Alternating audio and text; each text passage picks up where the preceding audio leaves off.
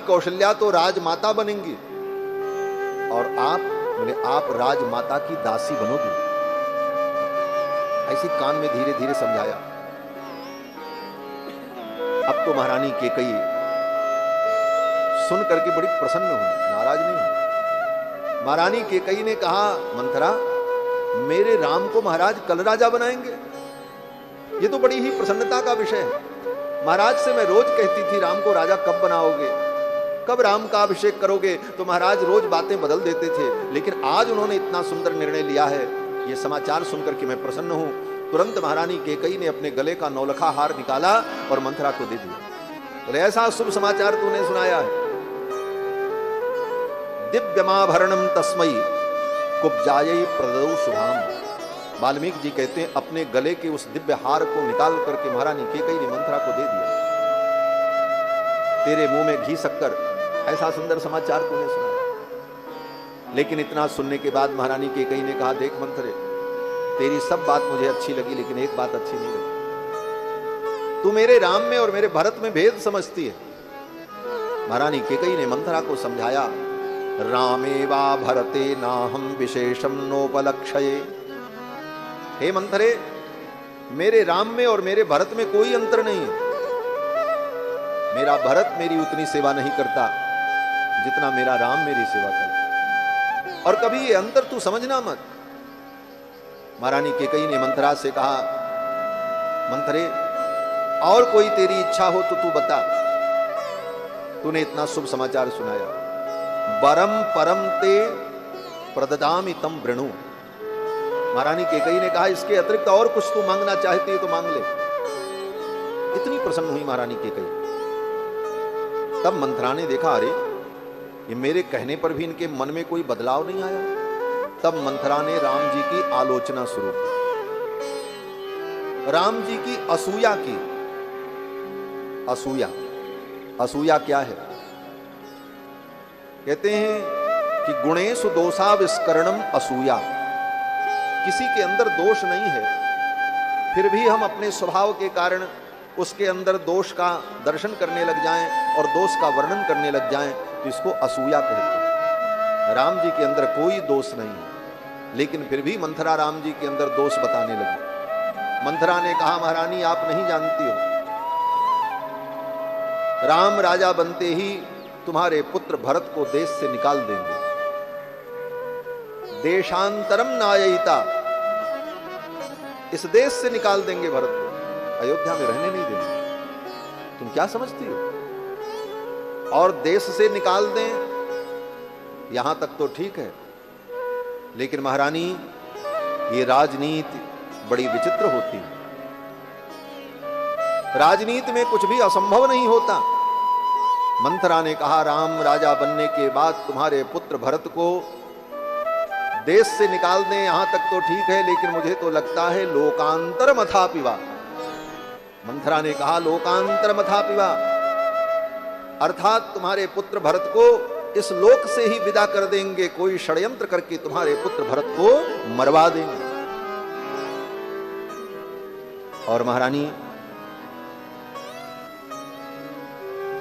आपकी तो जो दुर्दशा होगी, आप जीवन भर महारानी कौशल्या की सेवा करोगे, उनकी दासी बनकर के रहोगी, और सवत के स्वभाव को आप नहीं जानती हो। सवत कभी अपने सवत के सुख को नहीं देख सकती। कौशल्या तुम्हारी सवत है, सपत्नी है, वो तुम्हें कभी सुखी देखना नहीं चाहिए। जिस प्रकार कद्रू ने विनिता को दुख दिया, उसी प्रकार कौशल्या तुमको दुख दे। उदाहरण दिया, ये घर फोड़ने वाले जो लोग होते हैं ना, वो ऐसे ऐसे तर्क ढूंढ लेते हैं और उनकी सुनने लग जाओ तो लगता है वही सही कहते हैं। यही स्थिति महारानी कैकेयी की हो गई। मंथरा ने कहा, कद्रू विनितहि दीन दुख तुम्हें कौशिला देव। जिस तरह कद्रू ने विनिता को दुख दिया, उसी प्रकार कौशल्या तुमको दुख देगी। और अभी कुछ दिन इस महल में रह लो, हाँ, और राम को राजा बनने दो। जिस दिन राम राजा बनेंगे, ये महल तुमसे छीन लिया जाएगा, और जहां नौकरों के लिए क्वार्टर्स बने हुए हैं, वहीं पर तुम्हारे लिए भी एक कमरा अलाट होगा, हमारे बगल में ही रहोगे। मंथरा ने ये सारी बातें महारानी केकई की बुद्धि में भर दिया और महारानी केकई की मति भी पलट गई। महारानी केकई ने कहा ऐसा कभी नहीं होगा, मैं मर जाऊंगी लेकिन मैं अपने सवत की सेवा नहीं करूंगी। मंथरा ने कहा महारानी मर जाएं आपके शत्रु, आप क्यों मरोगी? मेरे रहते आपको मैं मरने दूंगी? पहले मैं मरूंगी, आपको तो कुछ नहीं होगा। केकई ने कहा मंथरे मैं क्या करूं? अब तो महाराज ने तय कर दिया है कल राम का राज्याभिषेक होगा, केवल रात भर का समय बचा है, अब तो कुछ किया भी नहीं जा सकता। और भरत यहां है भी नहीं, मेरा बेटा भरत भी यहां नहीं है और इतने जल्दी वो आ भी नहीं सकता। तो मंथरा ने कहा महारानी अभी भी सब कुछ हो सकता है। कैसे? महारानी केकई तो सोच नहीं पाई, उनकी बुद्धि में कोई उपाय नहीं आया, लेकिन मंथरा ने ही उपाय बताया। मंथरा ने कहा महारानी मेरी बात अगर मानो तो सब काम बन जाएगा। महारानी केकई ने कहा कौन सी बात? मंथरा ने कहा महारानी महाराज ने आपको 2 वरदान देने के लिए कहा था।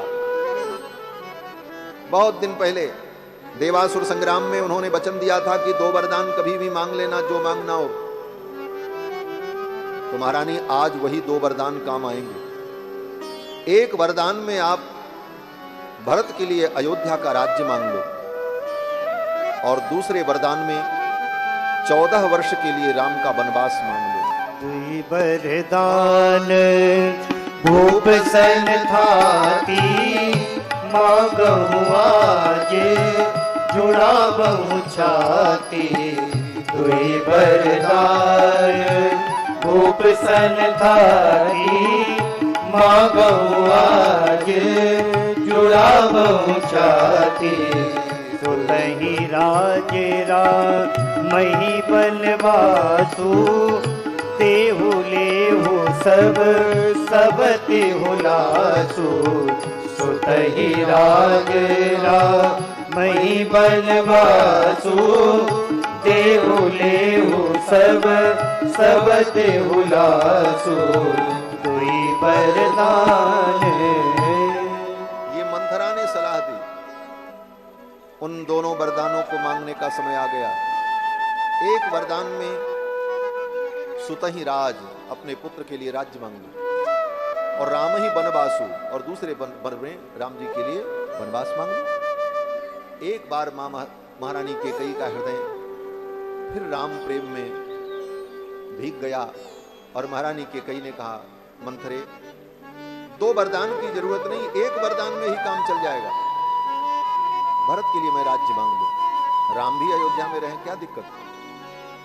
राम क्यों वन में जाए, राम भी अयोध्या में रहे। भरत के लिए मैं राज्य मांग लूं, बस एक वरदान में काम चल जाएगा।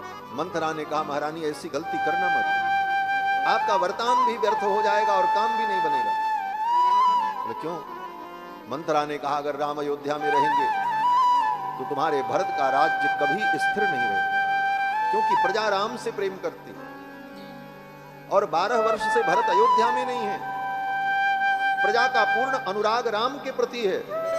ऐसी स्थिति में तुम्हारे भरत को अगर राज्य मिल भी जाए तो वो राज्य स्थिर नहीं रहेगा और कभी भी प्रजा विद्रोह कर देगी और वो राज्य भरत को छोड़ना पड़ेगा और वो राज्य पुनः राम को मिल जाएगा। इसलिए महारानी बुद्धिमानी यही है कि भरत को राज्य मिल जाए और राम अयोध्या से 14 वर्ष के लिए वन में चले। भरत 12 वर्ष से ननिहाल में है, उनको प्रजा भूल चुकी है। राम 14 वर्ष के लिए वन में चले जाएं तो राम को प्रजा भूल जाएगी और भरत में प्रजा का स्नेह दृढ़ हो जाएगा और तुम्हारे पुत्र भरत का राज्य स्थायी हो। इसलिए मैं कहती हूं 2 वरदान मांगो, भरत को राजा बनाओ और राम को वन में भेजो 14 वर्ष, तभी ये कार्य सफल होगा। मंथरा की इस बात को सुन करके महारानी केकई मंथरा को ऊपर से नीचे तक देखने लगी। महारानी केकई ने कहा मंथरा तू इतनी बुद्धिमान है, तेरे अंदर इतनी बुद्धि, मैं तो ऐसा कभी सोच भी नहीं पाई।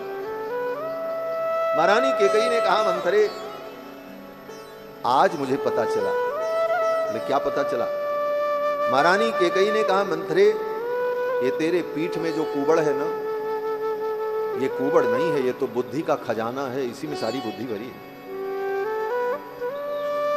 महारानी मंथरा ने कहा यदेव सोनम, ये तेरे पीठ में जो कुबड़ है ये क्या है? कहते हैं मतयः क्षत्र विद्याश्च मायात चात्र बसंती थी। ये बुद्धि का खजाना है, इसी में सारा ज्ञान विज्ञान भरा है। आज मुझे पता चला कि कुबड़ी स्त्रियां इतनी बुद्धिमान क्यों होती हैं। मंथरा बड़ी प्रसन्न थी। अब तो महारानी केकई ने मंथरा के स्वरूप का खूब वर्णन किया। महाराज जिस मंथरा को देखकर रोज महारानी केकई डांटती थी, कहां से तू चली आई, जब देखो तब सामने आके खड़ी हो जाती, अपना ये कुरूप स्वरूप लेकर के मेरे सामने आ जाती। मंथरा सुन लेती थी। लेकिन आज महारानी केकई कहती है, मंथरा तू कितनी सुंदर है, तेरे पांव कितने सुंदर हैं, तेरी जंघाएं कितनी सुंदर है, तेरी कमर कितनी सुंदर। कई श्लोकों में महारानी केकई ने मंथरा के सौंदर्य का वर्णन किया। वाल्मीकि रामायण, तेरी नाक कितनी सुंदर है, तेरी आंख कितनी सुंदर है। अब सबको तो सुंदर कह दिया, लेकिन उस कुबड़ को क्या कहें जो पीठ में निकला था। तब महारानी केकई ने कहा, अरे मंथरे तेरे पीठ पर ये जो कुबड़ है ना, रथ घोण मिवायतम, रथ के धुरे के समान। जैसे रथ में जो पहिया होता है उसमें जो लट्टू लगा रहता है, धुरा गोल गोल। महारानी केकई कहती है, रथ के धुरे के समान तेरे पीठ पर ये जो स्थगु है, कुबड़ है, ये बुद्धि का खजाना है। मतयः क्षत्र विद्याश्च माया चात्र वसंतिते, सारी माया और सारी विद्या इसी में भरी है। और मंथरे तू चिंता मत करना, मेरा भरत राजा हो जाएगा तो मैं तेरे इस कुबड़ की पूजा करूंगी, तेरे इस कुबड़ पर मैं चंदन लगाऊंगी। चंदनम समर्पयामी, अक्षतम समर्पयामी, पुष्पम समर्पयामी। और इतना ही नहीं, शुद्ध सोने का हार बनवा करके तेरे इस कुबड़ को पहनाऊंगी। तुझे तो हार पहनाऊंगी ही पहनाऊंगी, लेकिन तेरे इस कुबड़ के लिए एक हार और मैं बनवाऊंगी। ये सब महारानी केकई ने कहा। आज महारानी केकई को मंथरा में गुण दिखाई पड़ने लगे। जहां व्यक्ति को अपने स्वार्थ की पूर्ति दिखाई पड़ती है, वहां गुण ही गुण दिखाई पड़ते हैं। क्यों बोले, उसका स्वार्थ वहां जुड़ जाता है। आज महारानी केकई को मंथरा में सारे गुण दिखाई पड़ने लगे। मंथरा ने कहा, महारानी अब ये सब बातें तो आप बाद में करना। महारानी केकई ने कहा, मंथरा तू चिंता मत कर, मेरा भरत राजा बनेगा तो मैं अपने भरत से कहूंगी, बेटा अब तुम एक काम करो। पहला काम तुम्हारे लिए यह है कि सारी दुनिया में गुप्तचरों को भेजो और तुम्हारे गुप्तचर जाकर के पता लगावें दुनिया में कितनी कुबड़ी स्त्रियां हैं। सारी स्त्रियों को अयोध्या बुलाओ। ये कुबड़ी स्त्रियां बड़ी बुद्धिमान होती, इनको सबको बुलाओ। और मंथरा तू चिंता मत करना, जितनी कुबड़ी स्त्रियां हैं दुनिया में सबको मैं बुलवाऊंगी और वो सब तेरी दासी बनकर के रहेंगी, तो उनके बीच में रानी के समान डोलेगी। मंथरा ने कहा, महारानी ये सब काम आप बाद में करना, अभी जो काम है वो करो। बोले क्या काम? मंथरा ने कहा, आप कोप भवन में जाओ और महाराज जब आएंगे पूछने के लिए कि आपको क्या हो गया, क्यों आप नाराज हो, तो आप अपने मन की बात मत कहना। जब वो अपने प्रिय पुत्र राम की शपथ ले लें, तब अपने मन की बात उनसे कहना, जिससे वो अपने वचन से पीछे न हटें। ये सब सिखा करके मंथरा ने महारानी केकई को तैयार किया और महारानी केकई कोप भवन में गई। कोप भवन गवनी कैकेयी, कोप भवन गवनी कैकेयी, कोप भवन गवनी कैकेयी, बहुविध चेरी आदरु देई, बहुविध चेरी आदरु देई, कोप भवन गवनी कैकेयी, कोप भवन गवनी कैकेयी। महारानी केकई कोप भवन के लिए चल पड़ी और मंथरा की बड़ी प्रशंसा की महारानी ने। कोप भवन बड़े बड़े राजाओं के यहां महल में एक ऐसा कक्ष होता था कि अगर राज परिवार का कोई व्यक्ति और विशेष करके महारानियां नाराज हो जाएं किसी कारण से, तो कोप भवन में जाकर के बैठ जाती थी। और ये संदेश महाराज को मिले तो महाराज वहीं जाकर के एकांत में उनको मना लें, उनके सुख दुख को सुन लें, क्योंकि राजा तो राजा ही होता। अब सबके सामने लड़ाई झगड़ा हो और बाता कही हो तो ये राजा की इज्जत के खिलाफ है, इसलिए ऐसी व्यवस्था होती थी। ऐसा एकांत कक्ष होता था जहां जाकर के बैठ जाएं और महाराज को सूचना मिले तो महाराज भी चले जाएं और मन की बातें एक दूसरे से कर लें, जिसका गिला शिकवा है वो दूर हो जाए। महारानी कैकेयी भी कोप भवन में गई। महाराज जब अपने राज्य कार्य से निवृत्त होकर के आए तो पूछा, कहां है महारानी कैकेयी? दासियों ने कहा, महारानी तो कोप भवन में पधारी है। महाराज को लगा क्या हो गया, महारानी को कोप क्यों हुआ, किस बात से नाराज हो गए? तो महाराज दशरथ अनुमान लगाने लगे, हाँ कोप का तो कारण हो सकता है, यही कारण हो सकता है कि मैंने राम के राज्याभिषेक का निर्णय लिया और ये निर्णय अभी तक मैंने महारानी कैकेयी को नहीं बताया। लगता है किसी दूसरे से उनको ये समाचार मिला, इसीलिए मेरे ऊपर नाराज हो गई कि महाराज ने हमसे नहीं बताया। लेकिन कोई बात नहीं, राम के राज्याभिषेक को सुनकर के महारानी कैकेयी प्रसन्न होंगी, मैं उनको मना लूंगा। इस आत्मविश्वास के साथ महाराज दशरथ कोप भवन में पहुंचे। देखा, अथैव मुक्त्वा वचनम सुदारुणम, जाकर के महाराज दशरथ ने जब देखा तो असंस्कृता मास्तरणेन मेदिनी तदाधितिष्ये पतितेव किन्नरी, जैसे स्वर्ग की कोई अप्सरा, कोई परी आकाश से उड़ती जा रही हो और उसकी गति अचानक बाधित हो जाए और वो भूमि पर गिर पड़े और पड़ी रहे, वो स्वर्ग न जा सके, वो अपने देवलोक में न जा सके तो भूमि पर पड़ी हो, ऐसा ही दृश्य था। महारानी कैकेयी भूमि पर पड़ी थी, जैसे स्वर्ग की कोई अप्सरा भूमि पर पड़ी। पतितेव किन्नरी। महाराज दशरथ आए और महाराज दशरथ ने महारानी कैकेयी को छुआ और कहा, महारानी क्या बात है, आप क्यों नाराज हो? के ही हेतु रानी रिसानी परसत पानी पति ही निवार। गोस्वामी तुलसीदास जी महाराज इस चित्र का वर्णन करते हैं। केहि हेतु रानी रिसानी परसत पानी पति निवारहि, पानी पति निवारहि। मानहु सरोस भुवंग भामे विषम भाति निहारहि, विषम भाति निहारहि।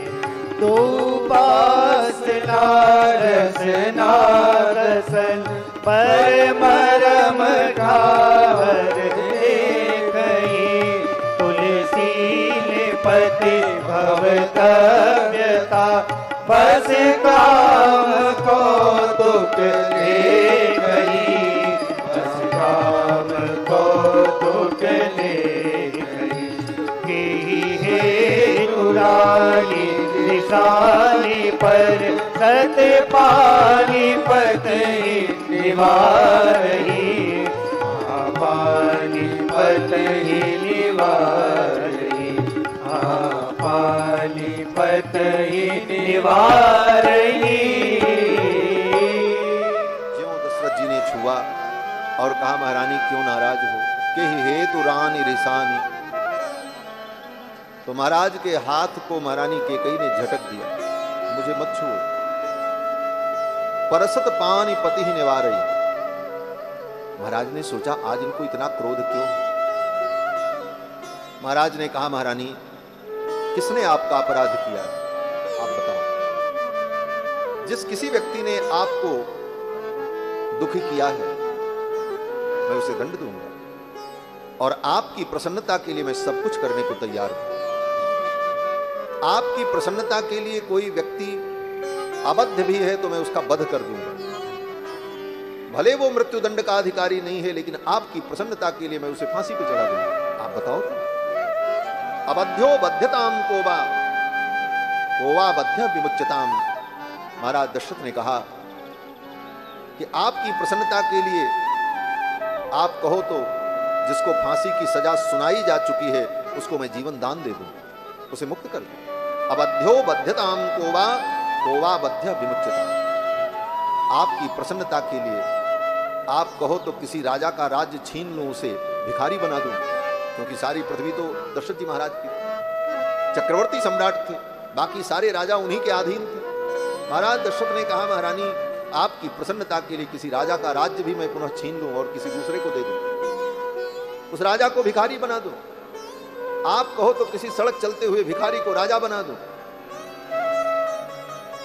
दशरथ जी भावावेश में ये सब बोल गए। महाराज कहूँ के हिरंग कही करऊ नरेशु, कहूँ के हिरंग कही करऊ नरेशु, कहूँ के नृपहि निकासों देशु, कहूँ के नृपहि निकासों देशु, सकहूँ तोरी हरि अमरहु मारी, सकहूँ तोरी हरि अमरहु मारी, काहे कीट बपु रे नर नारी, काहे कीट बपु रे नर नारी, काहे कीट बपु रे नर नारी। दशरथ जी ने कहा महारानी देवताओं का एक नाम अमर है। क्यों बोले? देवता मरते नहीं है इसलिए उनका नाम अमर है, वो अमृत पिए हुए। लेकिन महारानी मेरे पराक्रम को आप जानती हैं, आप कहो तो मैं आपकी प्रसन्नता के लिए जो अमर देवता हैं उनको भी मार डालूं। मनुष्य पशु पक्षी क्या है, ये कीट पतंग मेरे लिए क्या है? और वास्तव में दशरथ जी महाराज का ये सामर्थ्य, तभी तो देवराज इंद्र अपनी सहायता के लिए दशरथ जी को स्वर्ग में बुलाया करते थे। स्वर्ग में आपत्ति विपत्ति आती थी तो सहायता के लिए दशरथ जी को याद किया जाता था। देवताओं के पक्ष से युद्ध करने के लिए जाया करते थे महाराज। महाराज दशरथ ने कहा महारानी आपके लिए मैं सब कुछ करने को दूंगा।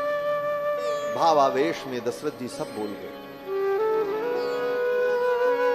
भावावेश में व्यक्ति को इतना अधीर नहीं होना चाहिए, नहीं तो वो संकट में पड़ जाता है।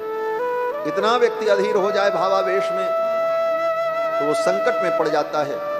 दशरथ जी महाराज के ऊपर भी संकट आ गया।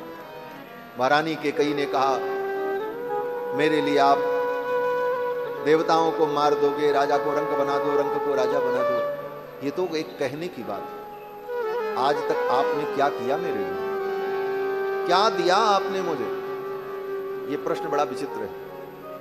पति कितना भी पत्नी के लिए सब कुछ करे, लेकिन पत्नी का ये ताना कभी खत्म नहीं होता। क्या किया आपने मेरे लिए? अपने बच्चों के लिए क्या, अपने परिवार के लिए, मेरे लिए क्या किया? महारानी कैकेयी ने भी यही कहा, क्या किया आपने मेरे लिए?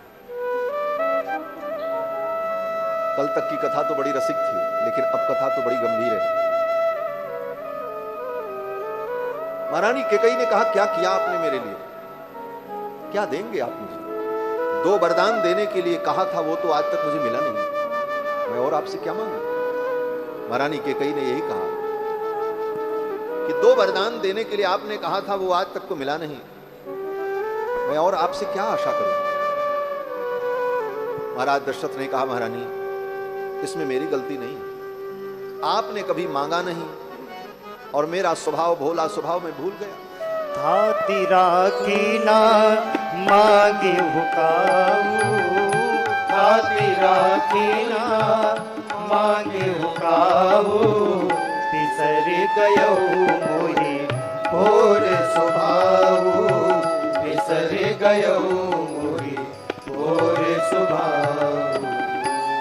दशरथ जी ने कहा कि महारानी मैं तो उसी समय वरदान देने को तैयार था, लेकिन आपने ही कहा था कि जब जरूरत लगेगी तो मैं मांगूंगी। आपने फिर कभी मांगा नहीं। हाँ मेरी इतनी गलती जरूर है कि मैंने दोबारा आपसे पूछा नहीं, मैं भूल गया, लेकिन कोई बात नहीं। अगर ये भूल मेरी है तो मैं इसे स्वीकार करता हूं और मैं अपने तरफ से एक वचन और देता हूं। बोले क्या? दशरथ जी ने कहा इतना विलंब हुआ है इसलिए 2 के बदले में 4 वरदान आप मांग लो, मैं 4 देने को तैयार। 2 का और वचन दे दिया महाराज। झूठे हो हम ही दोष जन देहु, झूठे हम ही दोष जन देहु, तुई के चारे मांग मत लेहु, तुई के चारे मांग मत लेहु, तुई के चारे मांग मत लेहु। दशरथ जी ने कहा 2 के बदले में आप 4 वरदान मांग लो, मैं आपको देने को तैयार। ये तो गनीमत रहा कि महारानी कैकेयी ने 2 ही वरदान मांगा। कहीं इस वचन के जाल में भी दशरथ जी को उलझा लेती तब क्या होता, और अन्य 2 वरदान में क्या मांगती महारानी कैकेयी। ये तो भगवान की ही इच्छा थी समझो कि महारानी कैकेयी 2 तक ही सीमित रह गई, लेकिन दशरथ जी ने तो भावावेश में 2 वरदान और दे दिए। नारी अर्धांगिनी है, परम प्रिय है, परंतु नारी के अंतर मन को जानने के लिए पुरुष को सदा प्रच्छन्न वृत्ति का प्रयोग करना चाहिए। ये शास्त्रकारों ने कहा प्रच्छन्ना सस्यते वृत्ति ही स्त्रीणाम भाव परीक्षणे। उसके हृदय के भाव की परीक्षा करने के लिए प्रच्छन्न वृत्ति का आश्रय ग्रहण करना। प्रच्छन्न वृत्ति का मतलब अपने मन की सारी बातों को नहीं बताना चाहिए। जब जान ले कि इनका हृदय विचलित नहीं होगा तब बताओ, नहीं तो कोई जरूरी नहीं कि सब बात बताओ। और ये नारी के हित के लिए भी है और पुरुष के हित के लिए भी।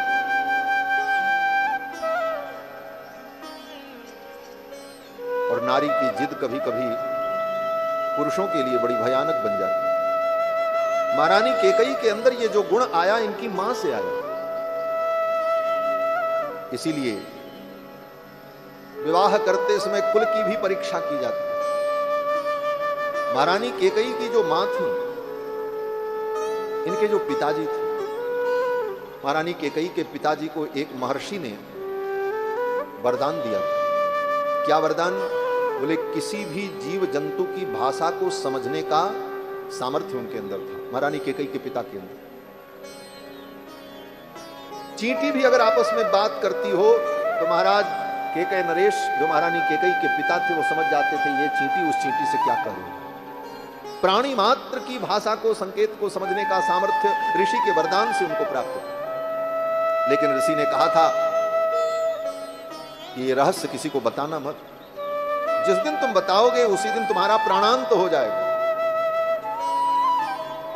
एक दिन महाराज बैठे थे और बगल में उनकी पत्नी बैठी थी, महारानी कैकेयी की मां।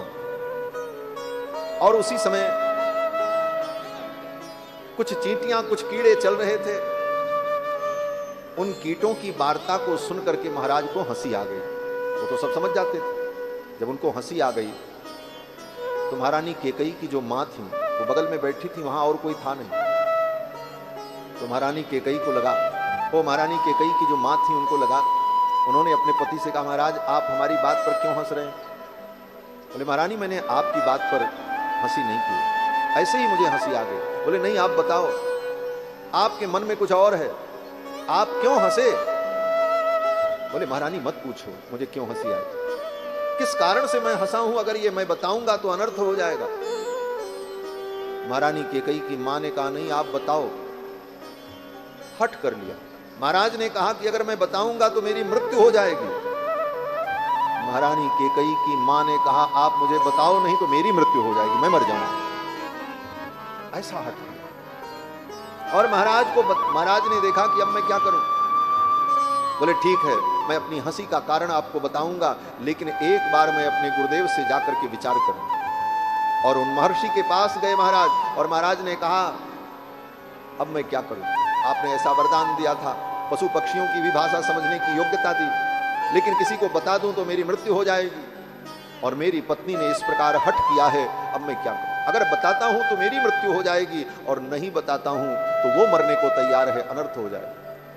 महर्षि ने डांटा और महर्षि ने कहा, मर जाने दो उसको, कभी मत बताना, इतना मत अधीर बनो, ऐसे दुराग्रह को स्वीकार मत करो, और जाकर के कह दो कि अगर तुम्हें मरना है तो तुम मर जाओ, मैं नहीं बताऊंगा। गुरु की आज्ञा मान करके आकर के महाराज ने कहा कि जाओ। क्यों मुझे हंसी आई? मैं नहीं बताऊंगा। बोले मैं मर जाऊंगी। महाराज ने कहा मर जाओ, मैं दूसरा ब्याह कर लूंगा, काम खत्म। अब बेचारी चुप हो गई, तब जाकर के वो शांत हुई, नहीं तो यहां तक वो हट कर चुकी थी कि आप मरो लेकिन मुझे बताओ। इसीलिए विद्वानों ने कहा, प्रिया चरित्रम पुरुषस्य भाग्यम दैवो न जानाति कुतो मनुष्य। ये किसी नारी जाति की निंदा नहीं है, ये इस प्रकार की जो नारियां होती हैं उनकी निंदा है। पुरुषों में भी अच्छे बुरे होते हैं, और जहां जो गलत करता है उसकी निंदा होती है, और जो अच्छा करता है उसकी प्रशंसा भी होती है। इसलिए कभी इन बातों को हृदय पर नहीं लेना चाहिए। शास्त्र और शास्त्र के रचयिता महापुरुषों ने जो कुछ कहा है, हमारे जीवन को व्यवस्थित करने के लिए कहा। उनका किसी से कोई द्वेष नहीं है, न किसी की आलोचना का उद्देश्य है। उद्देश्य केवल समाज का मार्गदर्शन है। तो महारानी कैकेयी उन्हीं की तो बेटी है, ऐसा ही हट किया, लेकिन ये तो अपने मां से भी एक सीढ़ी आगे निकल गए। महारानी कैकेयी ने कहा, अगर आप मुझे वरदान देना चाहते हो तो मैं ऐसे नहीं मांगूंगी, पहले आप अपने प्रिय पुत्र राम की कसम खाओ, शपथ लो कि मैं जो मांगूंगी आप दोगे, तब मैं अपने मन की बात कहूंगी। दशरथ जी महाराज कल्पना भी नहीं कर पाए कि ये क्या मांगेंगी, और भावावेश में दशरथ जी महाराज ने शपथ ले ली। दशरथ जी ने कहा कि तेन रामेण कैकेयी सपेते वचन क्रियां। दशरथ जी ने कहा, महारानी कैकेयी, मैं अपने पुत्र राम की शपथ लेता हूं, आप जो कहोगी वो मैं दूंगा। शपथ ले लिया। तब महारानी कैकेयी ने कहा, अब मैं कहने जा रही हूं, और जो मैं कहने जा रही हूं केवल आप नहीं सुनेंगे। वहां कोप भवन में तो केवल 2 लोग थे, महारानी कैकेयी और महाराज। लेकिन महारानी कैकेयी ने इस प्रकार दशरथ जी को अपने वाक जाल में फंसाया। महारानी कैकेयी ने कहा, मैं जो कहने जा रही हूं केवल आप नहीं सुनेंगे, 33 कोटि देवता भी सुन रहे हैं, मैं उनको साक्षी बना रही हूं। सूर्य चंद्रमा को मैं साक्षी बना रही हूं, पृथ्वी और आकाश को मैं साक्षी बना रही हूं, और इन सबको साक्षी बना करके मैं अपने मन की बात कहूंगी। और ऐसा कहते हुए महारानी कैकेयी ने अपने मनोभाव को व्यक्त किया और कहा, पहला वरदान तो मुझे ये चाहिए कि जिन सामग्रियों से कल आप अपने ज्येष्ठ पुत्र राम का युवराज पद पर अभिषेक करने जा रहे हैं, उन्हीं सामग्रियों से मेरे बेटे का अभिषेक, मेरा भरत राजा बने। और दूसरा वरदान मुझे ये चाहिए कि 9 पंच च वर्षाणि, 9 वर्ष और 5 वर्ष, कितने हुए? 14। महारानी कैकेयी कहती 9 पंच च वर्षाणि दंडकारण्यमाश्रितः चीराजिन धरो वीरो रामो भवतु तापसः। 14 वर्ष तक राम बलकल वस्त्र धारण करके दंडकारण्य में तपस्वी वेश में निवास करें, ये दूसरा वरदान मुझे चाहिए। सुनहु प्राण प्रिय भावत जी का, देहु एक बर भरतन टीका। सुनहु प्राण प्रिय भावत जी का, देहु एक बर भरतन टीका। मांगहु दूसर पर कर जोरी, पुर बहुनाथ मनोरथ मोरी। मांगहु दूसर पर कर जोरी, पुर बहुनाथ मनोरथ मोरी।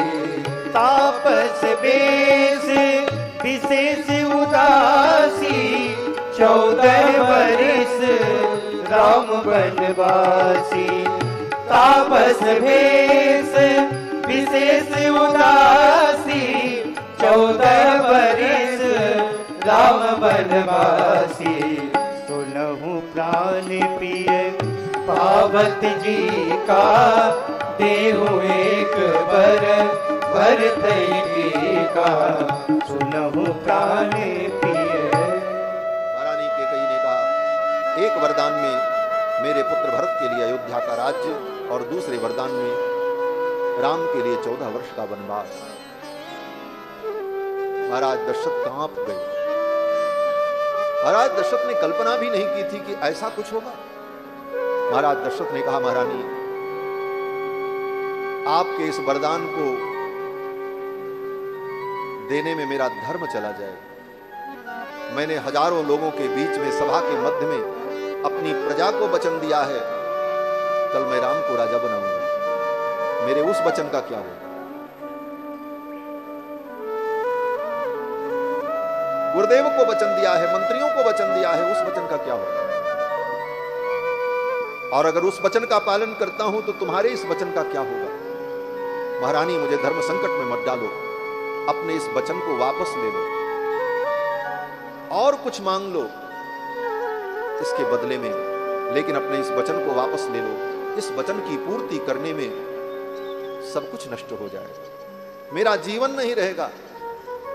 इस वचन को वापस ले लो। लेकिन महारानी कैकेयी ने कहा, नहीं, कुछ भी हो जाए मुझे यही 2 वरदान चाहिए। महाराज दशरथ ने दोनों हाथ जोड़कर महारानी कैकेयी के चरणों में अपना मत्था रख दिया। महर्षि वाल्मीकि कहते हैं कि महाराज दशरथ ने कहा, अंजलिम कूर्मि कैकेयी पादौ चापिस्पृशामिते, मैं तुझे हाथ जोड़ता हूं, पादौ चापिस्पृशामिते, तेरे पैर पड़ता हूं, अपने इन वचनों को वापस ले लो। महारानी कैकेयी ने कहा, ऐसा कुछ नहीं होगा, मैं जो कह रही हूं यही वरदान मुझे चाहिए। दशरथ जी महाराज ने इस विषम परिस्थिति में भी अपने पुत्र राम के गुणों का चिंतन करते हुए महारानी कैकेयी को समझाने का प्रयास किया। महारानी, राम ने क्या अपराध किया? एक भी अपराध उसका बता दो तो मैं उसे वन में भेज दूं। किसी को वन में भेजा जाता है, देश से निकाला जाता है, तो किसी कारण से कोई अपराध किया हो। राम ने क्या अपराध किया? ठीक है, कोई बात नहीं, राज्य में भरत को दे दूंगा, लेकिन मेरे राम को तो रहने दो अयोध्या में। मेरा राम चला जाएगा तो मेरा प्राण चला जाएगा। और महारानी, आप तो जानती हो, विश्वामित्र जी अपने यज्ञ की रक्षा के लिए राम को लेने आए थे, मेरे प्राण गले में अटक गए। वो तो गुरुदेव की वाणी ने मुझे सहारा दिया, लेकिन आज अगर राम वन में चले गए तो मेरा जीवन नहीं रहेगा, तेरा सौभाग्य नष्ट हो जाएगा, तेरा सिंदूर उजड़ जाएगा। महारानी, इस वचन को आप वापस ले लो। राम ने कोई अपराध नहीं किया। सत्येन लोकान जयति, राम ने अपने सत्य के बल पर समस्त लोगों को जीता है। इन लोगों को जीतने की बात जो दशरथ जी कह रहे हैं, इसका तात्पर्य यह है कि राम की सत्य निष्ठा ऐसी है कि राम जी अपने सत्य के बल पर किसी भी लोक में जा सकते हैं और किसी लोक में किसी को प्रतिष्ठित कर सकते हैं। यह सत्य का बल है। सत्येन लोकान जयति। और लोकान का एक अर्थ यहां पर यह भी है, लोक माने प्रजा। भगवान के इस प्रथम गुण का ही वर्णन करते हुए दशरथ जी ने कहा, महारानी, मैं भरत को राजा बना दूं, लेकिन प्रजा राम को राजा के रूप में चाहती है। और ये राज्य मेरा नहीं है, प्रजा जिसको चाहती है वही राजा होता है, और प्रजा राम को चाहती है, क्योंकि राम ने अपने सत्य के बल पर अपनी प्रजा के मन को जीत लिया है। सत्येन लोकान जयति। लोक माने प्रजा, इसीलिए लोकतंत्र कहा जाता है, प्रजातंत्र, लोकतंत्र। तो लोक का अर्थ प्रजा है। दशरथ जी ने कहा, सत्येन लोकान जयति द्विजान दानेन राघव। और मेरे राम ने ब्राह्मणों को भी जीत लिया है। ब्राह्मणों को कैसे जीत लिया? युद्ध करके, पराजित करके? कहते नहीं, ब्राह्मण को जीतने का केवल एक ही तरीका है, दानेन। ब्राह्मण को जीतने का यही तरीका है कि उसको दान दो, और दान देने से वो तुम्हारे वश में हो जाए। राम ने ब्राह्मणों को इतना दान किया है कि सारे ब्राह्मण मुक्त कंठ से राम को आशीर्वाद देते हैं। राम ने ब्राह्मणों के मन को, उनके चित्त को अपने वश में कर लिया है। द्विजान दानेन राघवः गुरून् शुश्रूषया वीरो। और अपने गुरुजनों को भी, अपने श्रेष्ठ जनों को भी राम जी ने अपने वश में कर लिया। किस प्रकार? बोले सेवा के द्वारा। सत्य के द्वारा व्यक्ति समाज को जीत लेता है। ये राम जी का आदर्श है। अगर आपके जीवन में सत्य है तो समाज आपको सम्मान देगा, आप समाज के मन को जीत लो। अगर आपके अंदर दान की वृत्ति है तो ब्राह्मण भी आपके वश में हो जाएंगे, और सेवा का भाव आपके अंदर है तो आपके गुरुजन, आपके श्रेष्ठ जन जो हैं वह भी आपके अनुकूल हो जाएंगे। अपने से बड़ों को भी अपने अनुकूल करने का यही तरीका है, उनकी सेवा करके उनको प्रसन्न कर लो, फिर उनसे जो चाहो वो करने को तैयार है। बड़ों को कभी तर्क और बुद्धि से और चतुराई से अपने वश में नहीं किया जा सकता। अपने से श्रेष्ठ जनों को वश में करने का यही तरीका है कि उनकी आज्ञा का पालन करो, उनकी ऐसी सेवा करो कि वो तुम्हारी सेवा से प्रसन्न होकर के सर्वथा तुम्हारे अनुकूल हो जाएं। अगर तुम कोई गलत बात भी कहो तो वो ना न कर सके, तुम्हारे संकोच में तुम्हारे लिए वो सब में तैयार हो। राम जी ने सेवा के बल पर सबको जीत लिया। इस विषम परिस्थिति में भी दशरथ जी महाराज भगवान के इन गुणों का चिंतन कर। दशरथ जी ने कहा, रानी, राम ने क्या अपराध किया? मैं राम को वन में क्यों भेजूं? तो महारानी कैकेयी दशरथ जी महाराज से भी ज्यादा ऊंची आवाज में बोल पड़ी, और महारानी कैकेयी ने कहा, ठीक है महाराज, कोई बात नहीं, मुझे जो कहना था वो मैंने कह दिया। अब देना न देना ये आपकी मर्जी है, आप राजा हैं, लेकिन मेरा भी निर्णय आप सुन लो। महाराज ने कहा, क्या निर्णय?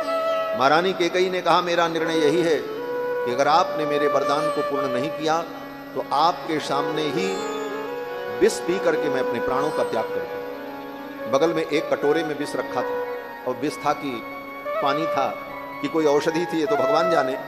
लेकिन महाराज को डराने के लिए, उन्हें ब्लैकमेल करने के लिए, जो भी समझ लो, महारानी कैकेयी ने कहा कि अहम ही विषमद्यैव पीत्वा बहुत अवाग्रतः पश्यतस्ते मरिष्यामि।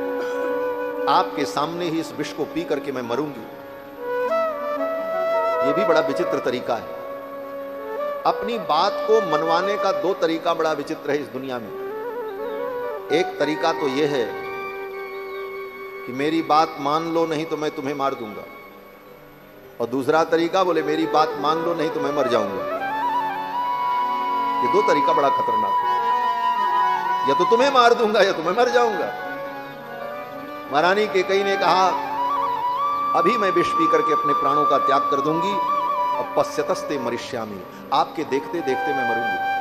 और महाराज, कल आप अपने पुत्र राम का अभिषेक नहीं कर पाएंगे, कल आप मेरा अंतिम संस्कार करेंगे, मेरा दाह संस्कार करेंगे, मेरा पिंडदान करेंगे आप, ये राज्याभिषेक नहीं होगा। ऐसा कह करके महारानी चुप हो गई। अब तो महाराज दशरथ बड़े व्याकुल हुए, और महाराज दशरथ ने कहा, धिगस्तु योषितो नाम सठाह स्वार्थ परायणा। महाराज दशरथ ने कहा, धिक्कार है ऐसी स्त्री को जिस स्त्री के अंदर इतना स्वार्थ हो। उसे कुल के नाश की चिंता नहीं, परिवार के परंपरा की चिंता नहीं, अपने स्वार्थ में इतनी अंधी हो जाए कि कुल का ही नाश कर दे। ऐसी स्त्री को धिक्कार है। धिगस्तु योषितो नाम सठाह स्वार्थ परायणा। और इतना कहते हुए महाराज दशरथ क्रोधित हो गए, और उन्होंने कहा, जाओ, मैं कुछ नहीं दूंगा, कोई वरदान नहीं दूंगा, मर जाओ तुम, ये पृथ्वी फट जाए, तुम पृथ्वी में धंस जाओ, लेकिन तेरे इस वचन की मैं पूर्ति नहीं करूंगा। क्रोध में ऐसा महाराज दशरथ बोलते तो हैं, लेकिन भीतर से अंतर मन कहता है, रघुकुल रीति सदा चली आई, प्राण जाए पर वचन न जाए, लोग क्या कहें। और यही सब सोच करके महाराज दशरथ रोने लगे, आंखों से अश्रु बहने लगे। और महारानी केकई सामने बैठी हैं, उनके ऊपर कोई फर्क नहीं। कैसा दृश्य रहा होगा। जिन चक्रवर्ती सम्राट महाराज दशरथ के सामने पृथ्वी के सारे राजे, बड़े बड़े रजवाड़े, बड़े बड़े नृपति अपना किरीट मुकुट उनके चरणों में रख देते थे। स्वर्ग के देवता, देवताओं के राजा इंद्र भी जिनको इतना सम्मान देते थे, आज वो दशरथ जी महारानी केकई के सामने बिलख रहे, रो रहे। महारानी केकई को दया नहीं आ रही। कैसा दृश्य है, जैसे कोई वृद्ध वृषभ, वृषभ बोले तो साण, कोई वृद्ध साण हो, वृषभ हो, और उसके सामने कोई शेरनी बैठी हो, और शेरनी कब उसका शिकार कर ले कोई ठिकाना नहीं, क्योंकि वो वृद्ध है, कहीं जा नहीं सकता, असमर्थ है। यह दृश्य प्रकट हुआ। वाल्मीकि जी ने ऐसे ही चित्रण किया। शेरनी के समान गुर्राती रही महारानी केकई, और दशरथ जी महाराज विलाप करते। पूरी रात ऐसे ही बीती। जब सवेरा हुआ, बंदी जन लोग महाराज दशरथ का गुणगान करने लगे, क्योंकि रोज का ये नियम था। बंदी जन प्रातः काल गुणगान करते थे, नक्कारे बजते थे, सहनाइयां बजती थीं, तब महल में चहल पहल होती थी। आज जब ये सब कुछ होने लगा तो महाराज दशरथ ने अपने मंत्री सुमंत्र से कहा, ये सब बंद कराओ, मुझे कुछ अच्छा नहीं लग रहा। मेरे धर्मात्मा पुत्र राम को बुलाओ, मैं अपने पुत्र राम को देखना चाहता हूं। सुमंत्र जी महाराज गए और भगवान श्री राम को बुला करके ले आए। अभी राम जी को भी पता नहीं है क्या होने वाला है। भगवान श्री राम आए, और भगवान श्री राम जब चलने लगे तो सीता जी भगवान श्री राम को अपने महल के द्वार तक छोड़ने के लिए आई। आज राम जी का जो वेश है ना, वो राजकुमार वाला वेश नहीं है। क्यों बोले? राज्याभिषेक होना था, तो राज्याभिषेक के पहले जो दीक्षा होती है, उस दीक्षा के नियमों का पालन करना होता है। इसलिए कंधे पर मृगचर्म, हाथ में हिरण का सींग, और उंगलियों में कुश के बने हुए पवित्र, ये सब धारण किए हुए राम जी व्रत का पालन कर रहे थे, क्योंकि आज राज्याभिषेक होने वाला है। और इसी रूप में राम जी रथ में जब बैठे तो सीता जी ने भगवान का मंगलाशासन किया। क्यों मंगलाशासन किया? बोले सीता जी ने सोचा, हमेशा मेरे प्रभु श्री राम जब भी समाज में जाते थे, कहीं जाते थे, तो वस्त्र पहनकर, आभूषणों से अलंकृत होकर, इनका एक एक अंग वस्त्र और आभूषण से आच्छादित रहता है। लेकिन आज तो ये नंगे बदन जा रहे हैं, कंधे पर केवल मृगचर्म है और एक जो पवित्र। आज इनके अंग के सौंदर्य को देखकर कहीं किसी की नजर न लग जाए इनको।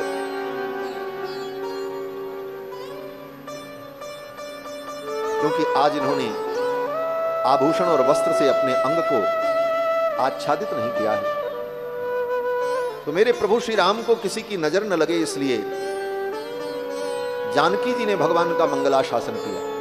कल की कथा में मैंने निवेदन किया था, भक्तों ने भगवान को आशीर्वाद दिया, मंगलाशासन किया। और ये वाल्मीकि रामायण तो मंगलाशासन ग्रंथ ही है। जानकी जी ने भगवान को आशीर्वाद दिया। जानकी जी ने कहा कि आप जा रहे हो, चारों दिशाओं के जो स्वामी हैं, दिक्पाल हैं, वो आपकी रक्षा करें। और ऐसा कह करके श्री जानकी जी ने भगवान का मंगलाशासन किया। पूर्वाम दिशम वज्रधरो दक्षिणाम पातुते यमः, वरुणः पश्चिमामाशाम धनेशस्तु उत्तराम दिशम। पूर्व दिशा के स्वामी इंद्र आपकी रक्षा करें, दक्षिण दिशा के स्वामी यमराज आपकी रक्षा करें, पश्चिम दिशा के अधीश्वर वरुण आपकी रक्षा करें, और उत्तर दिशा के जो दिक्पाल हैं, स्वामी हैं, कुबेर, वो आपकी रक्षा करें। पूर्वाम दिशम वज्रधरो दक्षिणाम पातुते यमः, वरुणः पश्चिमामासाम धनेशस्तु उत्तराम दिशम। ये कह करके जानकी जी ने भगवान को आशीर्वाद दे करके विदा किया और भगवान रथ पर बैठे और चल पड़े। और जब राम जी अपने पिताजी के पास पहुंचे और देखा पिताजी की इस दशा को, साथ में लक्ष्मण जी भी, महारानी कैकेयी सामने गंभीर मुद्रा में बैठी, दशरथ जी महाराज भूमि पर बैठे हुए, आंखों से अश्रुपात हो रहा है, चेहरा उदास है, वातावरण अत्यंत भयानक है। इस दृश्य को देखकर भगवान राम सब कुछ समझ गए। राम जी को देखते ही दशरथ जी महाराज ने कहा, राम, धर्म बंधेन बद्धोस्मि नष्टा च मम चेतना। हे राम, आज मैं धर्म के बंधन में बंध गया हूं, मेरी चेतना नष्ट हो रही है। दशरथ जी महाराज तो ऐसी स्थिति में थे। राम जी आए और राम जी ने पिताजी को प्रणाम किया, महारानी कैकेयी को भी प्रणाम किया। प्रणाम करने पर दशरथ जी ने राम जी को आशीर्वाद नहीं दिया। जब आशीर्वाद नहीं दिया तब राम जी ने महारानी कैकेयी से पूछा, महारानी, मां, क्या बात है? आज मेरे प्रणाम करने पर पिताजी ने मुझे आशीर्वाद नहीं दिया। अन्य दिनों में तो पिताजी अगर नाराज भी रहते थे तो मेरे आते ही प्रसन्न हो जाते थे। आज ने क्या हो गया है कि ये मुझे देख करके प्रसन्न नहीं हो रहे। अन्यदा माम पिता दृष्ट्वा प्रकुतो भी प्रसीदति। अन्यदा माम पिता दृष्ट्वा, अन्य समय में मेरे पिताजी मुझे देखकर इतने प्रसन्न होते थे कि प्रकुपितो भी प्रसीदति, अगर कुपित भी रहते थे तो प्रसन्न हो जाते। कभी कभी ऐसा होता था। राम जी, दशरथ जी महाराज अपने न्यायालय में बैठकर किसी मुकदमे की, किसी केस की सुनवाई करते होते और उस मुकदमे में अपराधी को मृत्यु दंड देना है और सारी दलील सुनने के बाद दशरथ जी मृत्यु दंड की घोषणा करने जाते, इस व्यक्ति को मृत्यु दंड दे दिया जाए, इसने अपराध किया है। और उसी समय राम जी अगर कहीं घूमते हुए पहुंच जाएं तो राम जी को देखते ही दशरथ जी को इतनी प्रसन्नता होती थी कि दशरथ जी कहते थे, इसको जीवन दान दे दिया जाए, छोड़ दो इसे। अन्यथा माम पिता दृष्ट्वा प्रकुतोपि प्रसीदति। आज इन्हें क्या हो गया? तो महारानी कैकेयी बोल पड़ी। महारानी कैकेयी ने कहा, राम, इनको कुछ नहीं हुआ, ये ठीक है, इनकी तबीयत भी ठीक है, ये अपने मन की बात तुमसे कहना चाहते हैं, लेकिन तुम्हारे संकोच के कारण ये तुमसे कह नहीं पा रहे। राम जी ने कहा, मां, मेरे जैसे आज्ञाकारी पुत्र को कुछ कहने में पिताजी को संकोच है। पिताजी कहें तो मैं पिता की आज्ञा का पालन करने के लिए अग्नि में कूद जाऊं, समुद्र में कूद जाऊं, पतेयम अपि चारणवे, अगर पिताजी कह दें तो मैं समुद्र में छलांग लगा दूं। आप तो जानती हो, रामो दुर्ना विभाषते, राम दो बार नहीं बोलता। राम जो कहता है वो करता है, राम दो बार नहीं बोलता। मां, आप तो मेरे स्वभाव को जानती हो, पिताजी अगर कह दें तो इनकी प्रसन्नता के लिए मैं सब कुछ करने को तैयार। तो दशरथ जी तो कुछ नहीं बोले, लेकिन महारानी कैकेयी ने कहा, राम, ये अपने मन की बात नहीं कहेंगे, लेकिन मैं बताती हूं। मैंने इनसे 2 वरदान मांगा, इन्होंने 2 वरदान देने के लिए कहा था, मुझे जो अच्छा लगा मैंने मांग लिया। एक वरदान में भरत के लिए अयोध्या का राज्य और दूसरे वरदान में तुम्हारे लिए 14 वर्ष का वनवास मैंने मांगा, और यही बात ये तुमसे कहने में संकोच कर रहे। मैं तुमसे कहती हूं, अब तुम्हें जो करना है तुम करो। इतना सुन करके राम जी हंसने लगे और राम जी ने कहा, मां, बस इतनी सी बात, मेरा भरत राजा बने, मैं अपने भरत के लिए, ये राज्य क्या है, अपने भाई भरत के लिए अयोध्या का राज्य क्या है, मैं अपना प्राण, अपना जीवन, अपनी सीता सब कुछ त्याग सकता हूं भरत के लिए। मां, आप तो मेरे स्वभाव को जानती हो। अहम सिहि सीताम राज्यम च प्राणान निष्ठान धनानि च, मैं अपने प्राण को, अपने धन को, अपने इष्ट को, यहां तक कि अपनी प्रिय पत्नी सीता को भी त्याग सकता हूं। ये राज्य क्या है? और मेरा भरत राजा बने, इससे अच्छी बात और क्या हो सकती है? और रही बात वन गमन की, तो मैं 14 वर्ष वन में रह लूंगा। 14 वर्ष क्या है, मैं जीवन भर वन में रहूंगा, कभी नहीं आऊंगा। अब इतना सुन करके महारानी कैकेयी बड़ी प्रसन्न हुई। महारानी कैकेयी ने कहा, राम कब वन में जाओगे? राम जी ने कहा, अब यहां से जाएंगे तो फिर चले जाएंगे। महारानी कैकेयी ने कहा, राम जब तक तुम वन में नहीं जाओगे तब तक तुम्हारे पिताजी न स्नान करेंगे, न पानी पिएंगे, न भोजन करेंगे। अगर तुम अपने पिता को सुखी देखना चाहते हो तो जितना शीघ्र हो सके तुम वन के लिए प्रस्थान करो।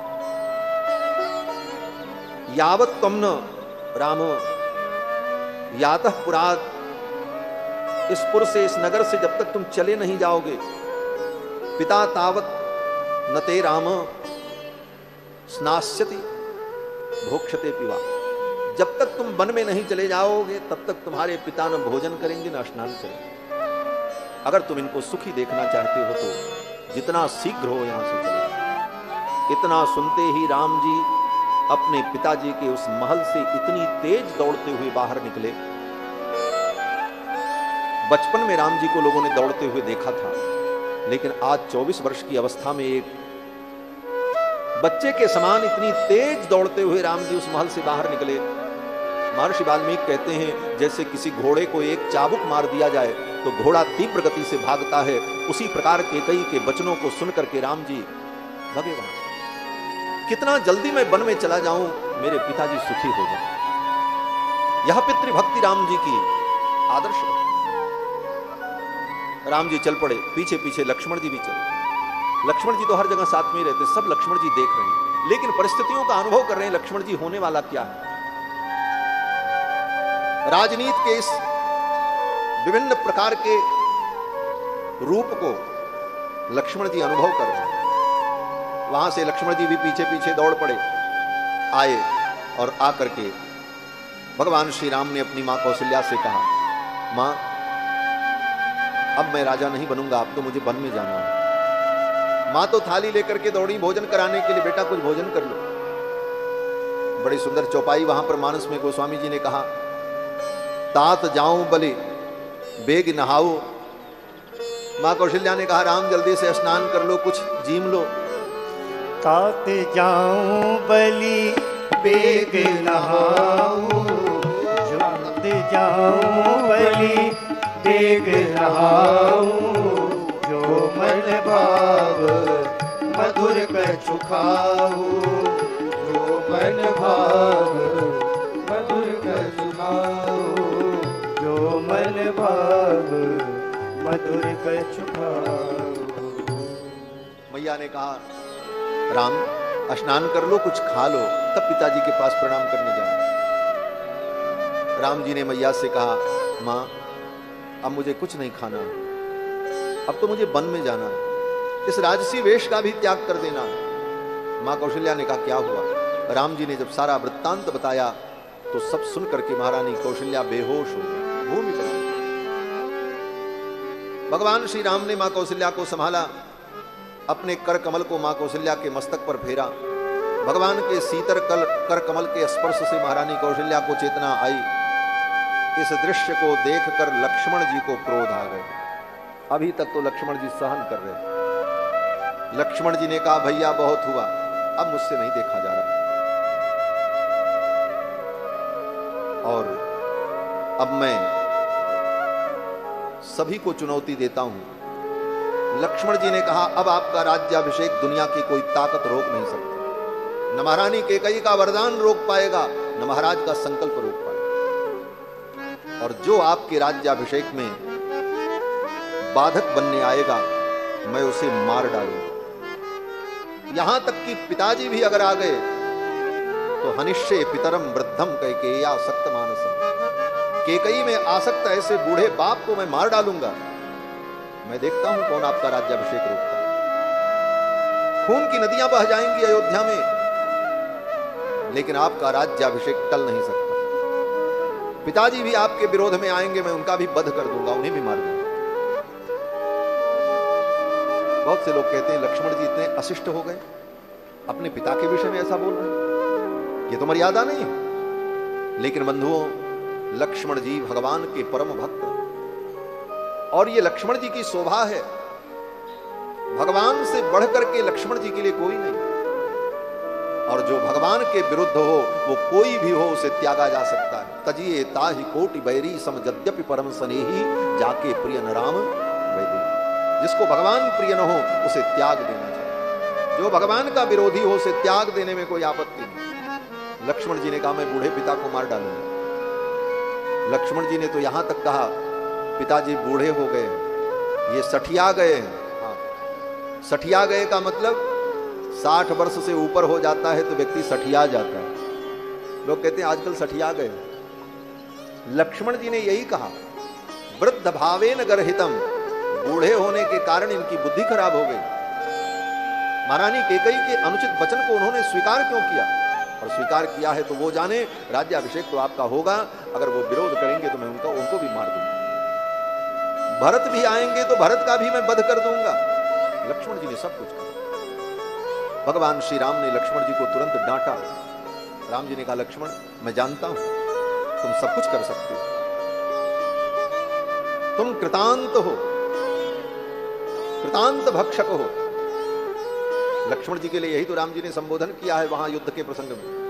तुम कृतांत भक्षक सुर त्राता, काल को भी तुम जीत सकते हो लक्ष्मण मैं जानता हूं। लेकिन लक्ष्मण जिस राज्य को पाने के लिए भाई को मारा जाए, पिता को मारा जाए, प्रजा को मारा जाए, ऐसा राज्य लेकर के मैं क्या करूंगा? उस राज्य में मेरी कोई अभिरुचि नहीं है। रामायण और महाभारत में यही अंतर है।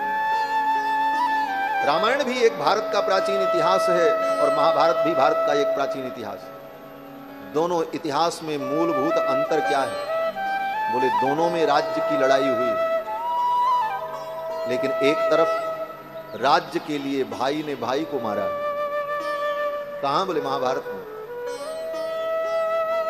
और दूसरे इतिहास रामायण में बोले भाई ने भाई के लिए अपने राज्य को त्याग दिया है। बोले ले जाए भाई, भाई के सुख के लिए उस राज्य को त्यागा राम जी ने। यही रामायण है। इसीलिए राम राज्य की कल्पना की जाती है।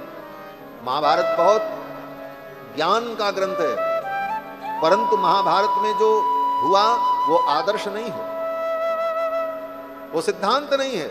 सिद्धांत तो राम जी का चरित्र है। इसीलिए आज भी राम राज्य की परिकल्पना की जाती है कि राम राज्य ही सर्वोत्तम राज्य है। क्यों? जो सर्वसम्मत का राज्य हो वही राम राज्य होता है, बहुमत का राज्य नहीं, बल से जीता गया राज्य नहीं। लोगों के मन को जीत करके जो लोगों के मन पर राज्य करता है उस राजा का नाम राम है, वो राम राज्य है। राम जी ने अपनी प्रजा के मन को जीता। राम जी ने कहा एक व्यक्ति भी अगर चाहेगा कि मैं राजा न बनूं तो मैं राजा नहीं बनूंगा, जब सब चाहेंगे उस दिन मैं राजा बनूंगा। राम जी ने लक्ष्मण को डांट दिया, लक्ष्मण जी शांत हो गए। मां को समझाया। मां कौशल्या ने कहा मैं भी तुम्हारे साथ वन में चलूंगी। राम जी ने कहा मां मेरा धर्म है पिता की आज्ञा का पालन करना, और आप नारी हैं, नारी का धर्म है पति की सेवा करना। आपका जो धर्म है आप अपने धर्म का पालन करो और मैं अपने धर्म का पालन करूं। यही रामायण का सिद्धांत है। हमें निज धर्म पर चलना सिखाती रोज रामायण। ये रामायण हमें अपने धर्म पर चलना सिखाती। भगवान श्री राम ने कहा मां आप नारी हैं और नारी का धर्म क्या है? बोले पति की सेवा करना। पुत्र और पति में उसके लिए महत्वपूर्ण पति है। पुत्र द्वितीय कोटि में होता है। इसलिए मां आपका परम धर्म है कि आप अयोध्या में रहकर महाराज की सेवा करें, ये आपका धर्म है। और मैं पुत्र हूं, मुझे पिता की आज्ञा का पालन करना चाहिए, ये मेरा धर्म है। आप अपने धर्म का पालन करो और मैं अपने धर्म का पालन। यही राम राज्य की व्यवस्था है। हर व्यक्ति अपने धर्म का पालन करे, जिसका जो धर्म है।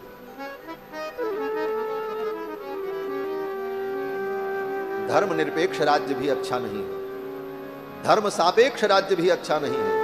सर्वोत्तम राज्य क्या है? बोले राम राज्य। राम राज्य में हर व्यक्ति को अपने धर्म के पालन की पूर्ण स्वतंत्रता है। अगर कोई राक्षस है तो राक्षस का जो धर्म है, राक्षस अपने धर्म का पालन, उसके धर्म में भी हस्तक्षेप न किया जाए, किसी के ऊपर कोई धर्म थोपा न जाए। भगवान श्री राम चाहते तो रावण का वध करने के बाद वहां पर अपने परिवार के किसी व्यक्ति को राजा बना करके बैठा देते। आज की जैसी व्यवस्था होती तो यही ना होता कि अयोध्या में से किसी व्यक्ति को बुला करके अपने खानदान के किसी व्यक्ति को वहां बैठा देते, बोले तुम यहां राज करो।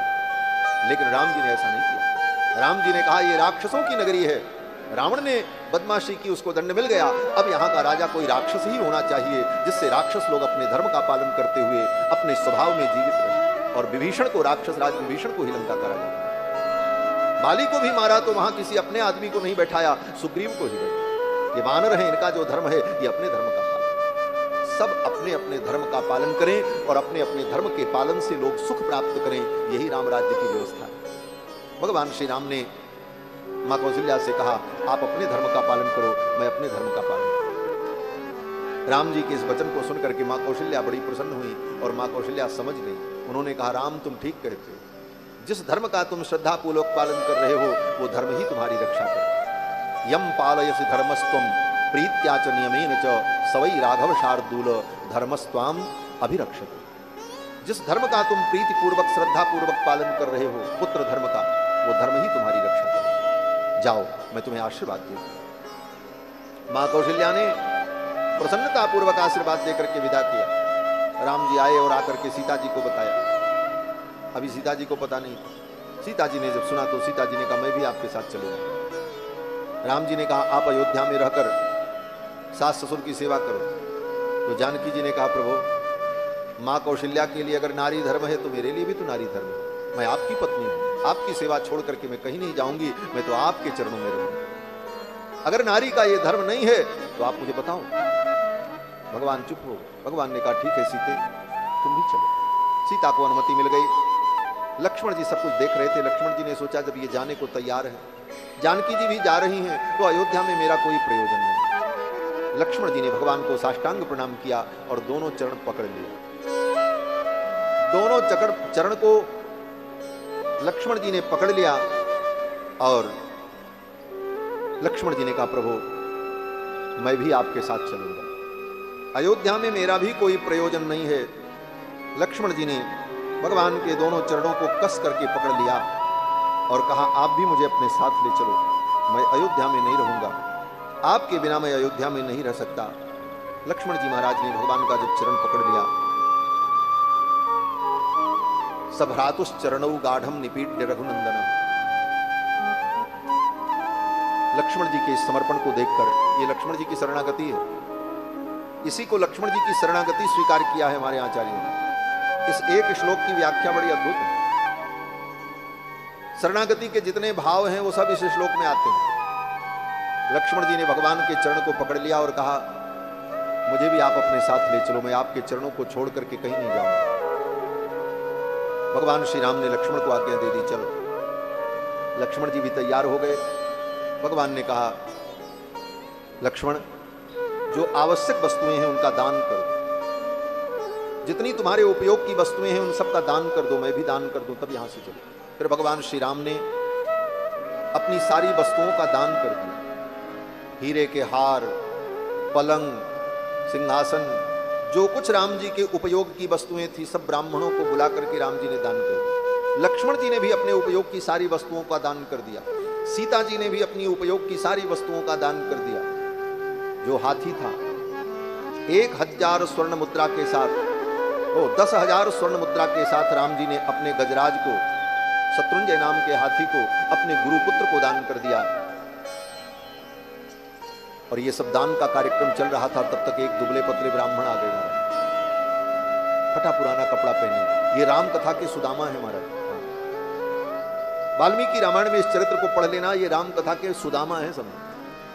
दुबले पतले ब्राह्मण, परम विद्वान वेदज्ञ, कभी भिक्षा भी नहीं मांगते थे और किसी की नौकरी भी नहीं करते थे। श्रद्धा से कोई दे दे तो उसी से परिवार को खिला करके परिवार का पोषण कर लेते थे।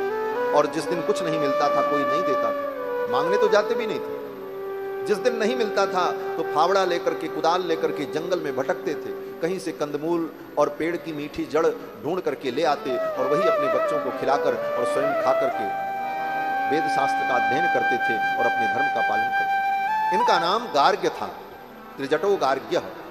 त्रिजट नाम के ब्राह्मण थे। इनकी पत्नी ने कहा आज राम जी खूब दान कर रहे हैं, लुटा रहे हैं, आप भी चले जाओ, वो कुछ देंगे, हमारी दरिद्रता दूर हो जाएगी। बार बार पत्नी ने कहा तो ये त्रिजट नाम के जो ब्राह्मण थे ये राम जी के दरबार में आए। अब राम जी तो सब दान कर चुके थे, कुछ बचा ही नहीं था। ये त्रिजट ब्राह्मण जान गए राम जी ने तो सब लुटा दिया, अब तो कुछ बचा नहीं, मैं अभी हमको क्या देंगे। लेकिन राम जी ने उन त्रिजट ब्राह्मण के मनोभाव को जान लिया और राम जी ने कहा, विप्र मैं आपकी क्या सेवा करूं। तो उस त्रिजट ब्राह्मण ने कहा, महाराज आप क्या देंगे, आपने तो सब कुछ दान कर दिया, लुटा दिया, अब आपके पास कुछ बचा ही नहीं। तो राम जी मुस्कुराने लगे। राम जी ने कहा, हमने सब कुछ दान कर दिया है, लेकिन अपने क्षत्रिय धर्म का दान नहीं किया। मैं क्षत्रिय हूं और एक क्षत्रिय के सामने एक ब्राह्मण आए और खाली हाथ चला जाए, मैंने अपना धर्म नहीं बेचा, मैंने अपने धर्म का दान नहीं किया, आप मांगो क्या चाहते। उस त्रिजट ब्राह्मण ने कहा, मैं बहुत गरीब हूं, मेरे बहुत बच्चे हैं, मेरे पास खाने को नहीं, और पेट भरने के लिए सवेरे से शाम तक मैं जंगल में भटकता हूं, तब कुछ संग्रह कर पाता हूं तो अपने परिवार का पोषण करता हूं, ये मेरी स्थिति है। राम जी को दया आई और राम जी ने एक डंडा उठाया और वो डंडा उस ब्राह्मण को दिया और कहा, इस डंडे को उठा करके आप फेंको उत्तर दिशा की ओर, ये जहां जाकर के गिरेगा वहां तक की सारी भूमि और वहां की सारी गायें तुम्हारी। वो ब्राह्मण बेचारा दुबला पतला, हवा चले तो गिर जाए इतना दुबला पतला, लेकिन उस ब्राह्मण की हिम्मत देखो महाराज। कमर में कपड़ा लपेटा महाराज, अपने गमछे को, कंधे के उत्तरीय को कमर में कसा और कसने के बाद पूरी शक्ति लगा करके उस ब्राह्मण ने उस डंडे को फेंका। और जब फेंका महाराज तो वो डंडा जाकर के कहां गिरा, सरयू पार करके, सरयू नदी के उस पार जाकर के। सरयू जी छोटी मोटी नदी नहीं है महाराज। चैत्र के महीने में आओ तो आप महाराज सरयू जी के उस पार खड़े हुए व्यक्ति को नहीं देख सकते, इतना बड़ा पाटा होता है। उस ब्राह्मण ने उठा करके जब फेंका वो डंडा तो सरयू जी के उस पार जाकर के गिरा। भगवान श्री राम ने कहा, वहां तक की जितनी गायें हैं वो सब तुम्हारी है। वो ब्राह्मण तृप्त हो गया, प्रसन्न हो गया। चलते चलते भगवान ने कहा, हे विप्र, तुम्हारे तपोबल को देखने के लिए, तुम्हारी तपस्या की शक्ति को जानने के लिए मैंने ऐसा कहा, आप बुरा मत मानना, मैंने आपके उपहास के लिए ऐसा नहीं कहा। ये सब कह करके प्रेम में वचन सुना करके उस ब्राह्मण को भगवान ने विदा कर दिया। फिर सब कुछ दान करने के बाद भगवान चल पड़े। भगवान राम, कुमार लक्ष्मण, श्री जानकी तीनों आते हैं, आकर के पिताजी को प्रणाम करते हैं, माँ कैकेयी को प्रणाम करते हैं और फिर बलकल वस्त्र धारण करके रथ पर बैठ करके वन यात्रा के लिए निकलते हैं। सुमंत्र जी महाराज इनको लेकर के जाते हैं। पूरी अयोध्या पीछे पीछे चल पड़ी और पीछे पीछे संपूर्ण अयोध्या जब चल पड़ी तो राम जी भी रथ से उतर करके पैदल चलने लगे। बहुत समझाने की कोशिश की लेकिन लोग लौटने को तैयार नहीं, बोले हम भी आपके साथ चले। पूरी अयोध्या जा रही राम जी के साथ। आगे जाने पर तमसा नदी के तट पर सायंकाल रथ रुका। एक वृक्ष के नीचे राम जी ने विश्राम किया। प्रजा के लोग भी पैदल चलते चलते थक गए थे, जो जहां गिरा वहीं पड़ा रह गया। अर्धरात्रि में भगवान श्री राम ने सुमंत्र से कहा, हे मंत्रिवर्य, इस रथ को इस प्रकार ले चलो कि किसी को पता न चले। प्रातः काल जब ये लोग जगेंगे तो मुझे यहां न पाकर ये संतोष कर लेंगे और अयोध्या लौट जाएंगे, अन्यथा ये लोग मेरे पीछे चलेंगे तो इनको अपार कष्ट होगा जंगल। सुमंत्र जी ने भगवान की आज्ञा का पालन किया और रथ पर बैठाकर अर्धरात्रि में भगवान को लेकर के आगे निकल गए। अयोध्या के लोग सोते रहे। जब सवेरा हुआ, नींद खुली तो न रथ है, न राम जी है, न सुमंत है, न लक्ष्मण है, न सीता। सब रो पड़े और सब ने कहा, इस निद्रा ने हमको राम जी से अलग कर दिया। सब ने यही कहा कि हम सो गए और सोने का परिणाम हुआ राम जी हमें छोड़ करके चले गए। हमने सो करके अपने राम को खो दिया। उसी दिन से ये कहावत प्रसिद्ध हो गई, जो सोवत है वो खोवत है, जो सोता है वो खो देता है। अयोध्यावासी सो गए तो राम जी छोड़ के चले गए। लक्ष्मण जी ने मन में सोच लिया कि जब अयोध्यावासियों को सोते छोड़ करके राम जी चले गए तो जंगल में अगर कहीं मैं भी सो गया, हमें नींद आ गई, तो कहीं राम जी हमको भी न छोड़ के चले जाए। इसलिए लक्ष्मण जी ने संकल्प कर लिया, अब 14 वर्ष तक मैं शयन नहीं करूंगा। और संपूर्ण लीला में 14 वर्ष तक लक्ष्मण जी कभी शयन नहीं किए। वहां से सुमंत जी महाराज भगवान को लेकर के चले हैं। वेदश्रुति नदी को पार किया, फिर गोमती नदी को पार किया, फिर संदिका नदी को पार किया और संधिका नदी पार करने के बाद श्रृंगवेरपुर पहुंचे हैं, जहां श्रृंगवेरपुर में निषाद राज गुह जो भगवान के मित्र हैं उनसे मुलाकात हुई और भगवान एक रात्रि श्रृंगवेरपुर में निवास करते हैं।